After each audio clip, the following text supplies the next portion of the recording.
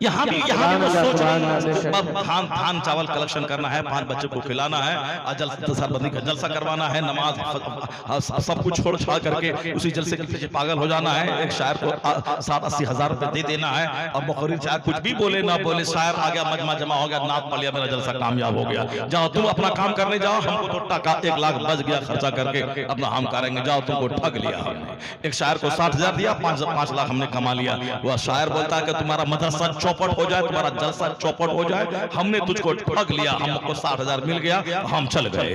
अब पब्लिक बोलती है तुम्हारा मदरसा जाए, तुम्हारा शायर जाए, हम कम से कम 2 घंटा नाच सुना, मजा मिल गया, हम ठग लिया तुमको, तुम हमको ठग लिया, हम तुमको ठग लिया, मदरसा वाला जलसा करा के ठग लिया। सब एक दूसरे को ठगना चाहता है, जाओ तुम जाओ जहां जाना जाओ, हम तो अपना मेरा काम बन गया, सब एक दूसरे को ठगना चाहता है। वो ठगने वाला वो लतीफा बोलता है कभी कभी आसिफ से भी कि बंबई में रास्ते से पुलिस वाला जा रहा था, और 3-4-5 लोग रात के 3 बजे थे, पुलिस वाला बोला अरे कहां जा रहा है, बोला ये मकान को गिन रहे हैं, कहा कितना गिना, कहा 10 लाठी मारा, बदतमीज रात में मकान गिनता, भागो यहां से।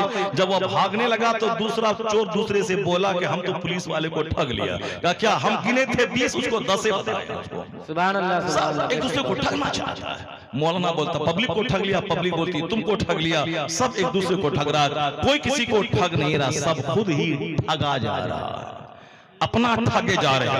ये दिल्ली में मौली साहब लोग ठगता है, जब बच्चा की सरबंदी होगी इस बच्चे की, उसी को 5 मदरसा वाला अपने यहाँ बोला ले आता है, और उसी के नाम पे जलसा करता है, उसी को पगड़ी पहना देता है, जबकि कोई बच्चा हाफिज नहीं है। बच्चा बोलता है तुम्हारा मदरसा जाने, हमको पगड़ी तुमने दे दिया, 500 का दे दिया, हमका हमारा काम हो गया। और जलसा वाला बोलता है कि तुमको 500 दिया और हम 5 लाख कमा लिया, जाओ तुमको जहां जाना है जाओ। ये सारा तमाशा हो रहा है, तुमको हम ठग लिया, हमको तुम ठग लिया। कोई दस्तारबंदी का जलसा नहीं, एक बच्चा को हाफिज बना और वह मेहराब पे खड़ा होकर तरावी सुना दे, यही 50,000 पोस्टर से ज्यादा तेरा प्रचारक हो जाएगा। सुभान अल्लाह, जब अच्छा से कुरान सुनाएगा तो सारे मुक्तदी बोलेंगे कि तू किस मदरसे में पढ़ा है, मैं भी अपने बेटे को वहां भेजूंगा। ये है प्रचार, ये है प्रसार। किसको ठगता है तो यहाँ तो 1000 कमरे वाला मदरसा, वो उसके सर में दर्द हो रहा, कैसे चलाए, और 2 कमरा बना करके क्या करना चाहता है तो वहाँ 6000 बच्चे सिर्फ फारसी की पहली की जमात में, एक वहाबी का मदरसा, 6000 बच्चे, 600 बच्चे एक जमात में। यहाँ 50 मदरसा मिला के 600 बच्चा नहीं होगा, वहां सिर्फ 600 बच्चे सिर्फ एक फारसी की पहली की जमात में।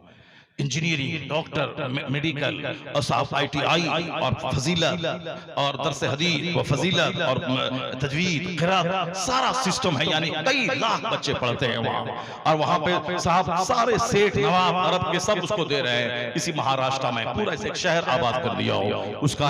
और यहाँ 1 कमरे का मदरसा हम चलाते हैं तो 50 आदमी नोचने लगता है, पेट में दर्द होने लगता है। सब बोलता है कि हाँ, जलसा के मौलाना को दावत दे करके उसको बोलता है कि उसको मत आइएगा, वो ठगने वाला आदमी है। मौलाना को हटा दिया, जलसा फला बोलता, देखा हम काम कर दिए ना, जलसा को मौलाना को रुकवा दिया ना। 1-2 कमरे का मदरसा है, 10 बच्चे उसमें पढ़ते हैं, भीख मांग के मदरसा चलाता है। और दूसरा मौलवी है जो इस मदरसे को उजाड़ने के लिए, अपने नफ्स को तस्कीन देने के लिए उसको उजाड़ना चाहता है। और कहाँ 600 बच्चे एक जमात में पढ़ते हैं, कहां साहब 1000 कमरे का मदरसा है, सारा हिंदुस्तान उसको सपोर्ट कर रहा है, और 2 कमरे का मदरसा है, उसी को उजाड़ करके ये मोच सीधी करना चाहता है। आप समझ सकते हैं कि किस तरह की सोच होगी लोगों की, और सब एक दूसरे को ठगने में लगा हुआ है। अल्लाह का डर, अल्लाह का खौफ, ये सबसे पहली चीज है। अगर अल्लाह का डर पैदा हो जाए, कोई किसी को ठगेगा नहीं, उसको अपने गुनाहों से आंसू बहाने फुर्सत नहीं है, वो क्या दूसरों को ठगने की बात करेगा। वो तो मौत को, जन्नत को, आखिरत को, वो तो सरकार की सीरत को सामने रखेगा कि कल मैं मर गया तो मेरा क्या बनेगा। इसलिए खौफ अगर नाज़िम के दिल में हो तो मदरसा कायदे से चलता है, खौफ अगर बावर्ची के दिल में हो तो मदरसा कायदे से खाना बनता है, खौफ अगर टीचर के दिल में हो तो टीचर 40 मिनट की घंटी में 10 मिनट मोबाइल नहीं चलाता है। वो एक मिनट जो बच्चों के नाम पे है, एक मिनट वो बच्चों के नाम कर देगा। अल्लाह का डर अगर पैदा हो गया तो समझ लें कि सोसाइटी सुधर जाएगी, मुआशरा सुधर जाएगा। और यही वो पॉइंट है जो शादी के खुतबे में 3 आयतों की जो तिलावत होती है, उन तीनों आयतों में इत्तकुल्लाह है। मौका है शादी का, नबी ने जो खुतबा दिया उसमें 3 आयतें पढ़ी, उन तीनों में अल्लाह से डरने का पैगाम है। या अय्युहल्लज़ीना आमनू तक़ुल्लाह हक़्क़ तुक़ातिही वला तमूतुन्ना इल्ला व अंतुम मुस्लिमून। या अय्युहन्नासु तक़ू रब्बकुमुल्लज़ी खलक़कुम मिन नफ्सिन वाहिदा। या अय्युहल्लज़ीना आमनू तक़ुल्लाह व क़ूलू क़ौलन सदीदा। यानी 3 आयतों में इत्तकुल्लाह, अल्लाह से डरो। मौका है शादी का और हुजूर ने तकरीर की कि डरो। क्यों? शादी के मौके पर उछल कूद करके बंदे के बहकने का चांस रहता है। इसलिए मुस्तफा ने 3 आयतें पढ़ के बता दिया, चाहे मौत निकले, चाहे जनाजा निकले, चाहे बारात निकले, चाहे शादी का मौका हो, चाहे कोई मौका हो, अल्लाह का डर साथ रखना।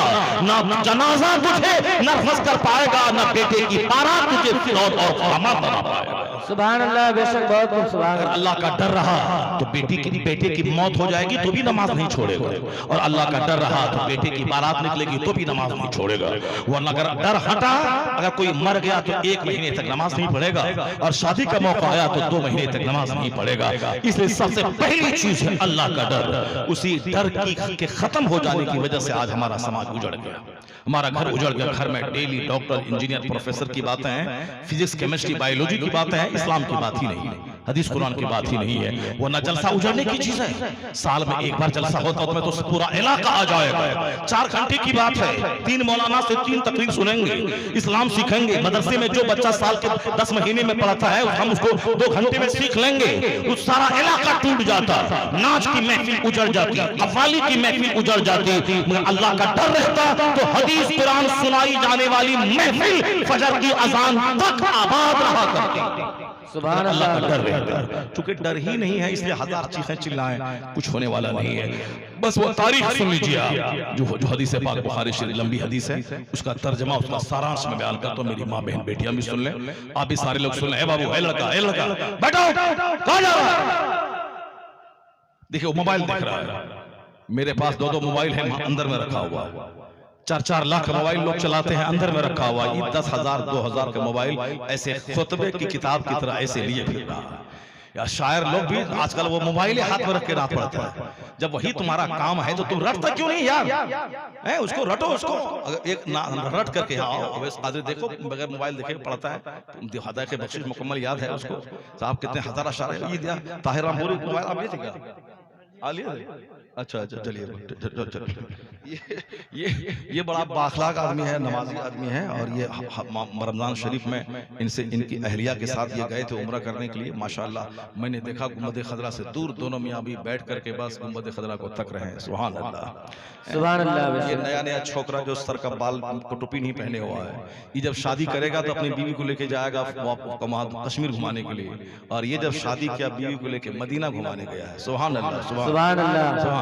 मैंने देखा मदीना शरीफ में इसको। ये नमाज ही पढ़ता है, एयरपोर्ट पे नमाज पढ़ता है, रेलवे स्टेशन पे नमाज पढ़ता, नमाजी शायर है। और मैं आजकल इधर लगातार कई महीने से कह रहा हूँ कि बेनमाजी खतीब, बेनमाजी शायर को हरगिज़ मत बोला, वरना अगर वो नमाज नहीं पढ़ेगा तो क्या उसकी तकरीर, क्या उसकी नात खानी में कोई मजा आएगा? नमाज पढ़ के जब वो नात पढ़ेगा तो तब ऐसा लगेगा कि जैसे मैं धान को बेच करके मदीना चला जाऊं। सुभान अल्लाह। नमाजी खतीब, नमाजी शायर, नमाजी नकीब उसको बुलाओ। अल्लाह ताला हम सबों को मेहनत करने की तौफीक अता फरमाए। शायर लोग मेहनत करें, जब यही कमाई खा रहा है तो मेहनत करो, नात पढ़ो। अभी मोबाइल हाथ में लेके क्यों फिर रहा है? एक नात याद नहीं कर सकता है और आया खड़ा हुआ मोबाइल खड़ा कर दिया। और पाकिस्तान के बहुत सारे मौलाना लोग वो मोबाइल और लैपटॉप लेकर तकरीर करना शुरू कर दिया है। ये हमारे मुफ्ती साहब किबला है, इनको देखो, कभी देखा किताब देख के तकरीर करते हुए? किताब देख के मदरसों में पढ़ाया जाएगा कि पब्लिक के जलसे में किताब देख के क्या करने का? यहाँ जो बताना है वो किताब देख करके आए, किताब मुताला करके आएंगे, यहाँ पढ़ाएंगे, सुनाएंगे लोगों को। साहब जब इतना 1 घंटे तक तुम नहीं सुना सकते हो तो क्या पढ़ता है, क्या मौलाना, क्या मौलवी है? और किताब खोल के दिखला रहा, हाँ कोई दलील मांगेगा तो ठीक है उसकी किताब दे दो। और जब यहाँ कोई दलील ही नहीं मांग रहा है तो किताब खोल के क्या मतलब है? इसका मतलब मेहनत नहीं करता है, खाया सोया पढ़ा, और जब तकरीर सुनाने की बात आई तो किताब खोल करके तकरीर कर रहे हैं। तकरीर बगैर किताब पढ़े तकरीर करो, तब तकरीर का क्या मतलब? बगैर मोबाइल देखे नात पढ़ो, मोबाइल मत चलाओ जलसे में, जब भी आओ मोबाइल स्विच ऑफ कर लो, यहाँ तकरीर सुनो, आलिम की गुफ्तगू सुनो, उसको टॉपिक दे दो। आपको इल्म पे बोलना है, नमाज पे बोलना है, तकवा पे बोलना है, इस्लाह मुआशरा पे बोलना है, आपको साहब औरतों की तालीमी अहमियत पे बोलना है। तो टॉपिक दो, आपका नजरना कितना है? 25,000, ठीक है 25,000 आपको दिया, आपको 2 घंटे तक इस टॉपिक पे तकरीर करनी है। ये 2 घंटे का मुआवजा है ये 25,000 रुपए। और आपको तकरीर इस टॉपिक पे करनी है, पसीना छूट जाएगा। और फिर जितने लोग वो मोबाइल लेके चल रहे हैं, लैपटॉप लेकर के, उस सबको याद करना पड़ेगा। फिक्स करें, जब नजराने देते हैं उसको बोलें आपको इस टॉपिक पे खिताब करना पड़ेगा। 2 घंटे से 1 मिनट कम नहीं, पैसा मैं दे रहा हूं आपको। 30,000 रुपए चाहिए आपको, 30,000 रुपए लीजिए। 30,000 रुपया नजराना, टॉपिक तय, वक्त 2 घंटा 10 मिनट तय है। इसी टॉपिक पे आप खड़े उतरिए, पैसा लीजिए और जाइए, ताकि इस बहाने से कम वो मुताला तो करेगा। इस बहाने पब्लिक को हमारी नई नई बात तो मालूम हो जाएगी। अगर आपने ऐसा किया और फिर पूरा मजमा भरा रहना चाहिए। फिर देख लीजिए, नाच कराने वाला मायूस हो जाएगा, जलसा कराने वाला गुलाब की तरह खिलता नजर आएगा।